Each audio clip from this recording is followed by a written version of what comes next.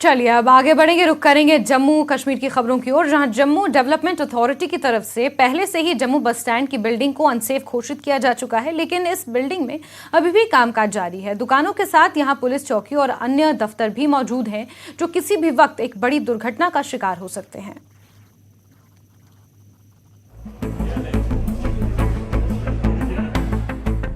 ये Jammu bus stand स्थित police चौकी है, में यहाँ स्थापित हुई थी, लेकिन समय के थपेड़ों के साथ इस बिल्डिंग की हालत भी जर्जर हो चुकी है, जिसको देखते हुए इस पूरी बिल्डिंग को जेडीए की तरफ से अनसेफ घोषित किया जा चुका है।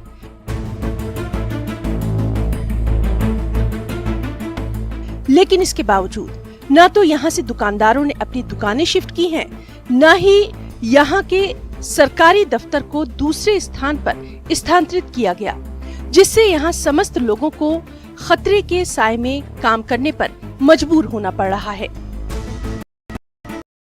बस स्टैंड पे जो दुकानें हैं वो वहाँ कुछ सरकारी दफ्तर भी हैं, पुलिस चौकी भी है, क्या वो भी अनसेफ डिक्लेयर की गई है सर? जी बिल्कुल, ये 2021 में फरवरी 2021 में हमें वहाँ से चीफ इंजीनियर की, जैसे मैंने पहले बताया, सेम वेयर हाउस के जैसे ही यहाँ भी जो है जब हमने इसका ऑडिट कराया तो उस ऑडिट में ये बिल्डिंग खरी नहीं उतरी, इसमें स्ट्रक्चरल इंस्टेबिलिटीज़ आ चुकी हैं और कहने को तो यही है कि they are not safe for use at the moment. तो हमने वहाँ पे जो अपने उनको भी सूचित किया है और वहीं आने जाने लोगों को कि जो केयरफुल रहें इस बिल्डिंग से आते जाते हुए काम करते। इस बिल्डिंग की जर्जर हालत को देखते हुए ये साफ लगता है कि कभी भी कोई बड़ी दुर्घटना घट सकती है। जम्मू बस स्टैंड दुकानदारों के अध्यक्ष रमेश कुमार का कहना है कि इन दुकानदारों के साथ साथ यहाँ काम करने वाले हर कर्मचारी की जान भी खतरे में है, लेकिन ना तो इस बिल्डिंग को रिपेयर किया गया, ना ही उन्हें यहाँ से दूसरी जगह स्थानांतरित करने के लिए कोई योजना ही बनाई गई। जब 1971 में ये बस स्टैंड आया था, परेड से बस स्टैंड, तो उस वक्त ये पुलिस चौकी उसी वक्त स्थापित हुआ था, पुलिस चौकी थी। उसके बाद सन 1999 में इसको थाना घोषित किया गया। पहले चौकी अफसर बैठते थे, उसके बाद एसएचओ बैठने लगे। तो बड़ा ही पुराना जो भी बस स्टैंड में पुलिस स्टेशन भी है और हमारा जो बस स्टैंड बड़ा पुराना है और हम तब से इधर बैठे हुए हैं, 1971 से इधर बैठे हुए हैं। खतरे में तो फिर अगर ऐसे तो सभी लोग हैं, पुलिस स्टेशन में कम से कम 70-80 मुलाजिम हैं। आज एसआरटीसी का ऑफिस है, वहाँ पे भी काफ़ी मुलाजिम है और ऑफिस है, कठुआ ग्रुप का ऑफिस है, शंभ ग्रुप का ऑफिस है, पुंछ ग्रुप का ऑफिस है। कितने ऑफिस हैं?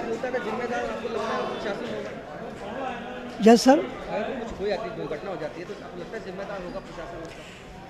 प्रशासन ने तो अपना पल्ला झाड़ा हुआ है।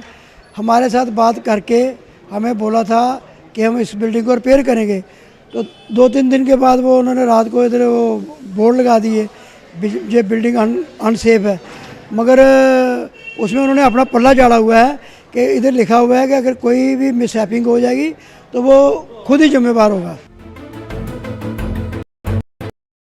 हालांकि कैमरे पर तो नहीं, लेकिन यहाँ तैनात जवानों का यही मानना है कि इस बिल्डिंग की जर्जर हालत को देखते हुए कभी भी उनके साथ कोई बड़ा हादसा पेश आ सकता है। ऐसे में पुलिस के जवान, जिन पर ये जिम्मा रहता है कि वो जम्मू बस स्टैंड पर मुसाफिरों को सुरक्षा प्रदान करें, उनकी सुरक्षा के बारे में भी संबंधित विभाग को जल्द से जल्द सोचना चाहिए। जम्मू बस स्टैंड थाने की नींव 1971 में रखी गई, उसके बाद से यहीं से पुलिस थाने का कामकाज चलता आया है, लेकिन अब जेडीए ने इस पुलिस थाने को भी अनसेफ घोषित कर दिया है। इस पुलिस थाने को यहाँ से शिफ्ट नहीं किया गया है। 30 से 40 पुलिस के जवान हमेशा यहाँ तैनात रहते हैं। तो ऐसे में सबसे अहम सवाल ये है कि क्या प्रशासन किसी दुर्घटना के इंतजार में है? कैमरामैन आशु के साथ राजन वैद, न्यूज़ 18 जम्मू। भारत पाक सीमा पर सटे गांव घराना में स्थित वेटलैंड में इन दिनों प्रवासी पक्षियों का आवागमन होने पर वन्य जीव संरक्षण विभाग तैयारियों में जुटा हुआ है। तालाब को साफ करने के साथ साथ इसका विस्तारीकरण भी किया जा रहा है। पिछले कई वर्षों से घराना वेटलैंड में अक्टूबर माह के दौरान प्रवासी पक्षी हजारों की संख्या में पहुंचते हैं। इन प्रवासी मछलियों का बीज भी तालाब में वन्य जीव संरक्षण विभाग की ओर से डाला गया है। हालांकि पहले लगभग 1 किलोमीटर क्षेत्र में ही तालाब था, अब इसका विस्तार किया जा रहा है। विभाग की ओर से लगभग 408 कनाल भूमि पर ताराबंदी कर इसे पर्यटकों को आकर्षित करने के लिए इन दिनों जोर शोर से काम चल रहा है।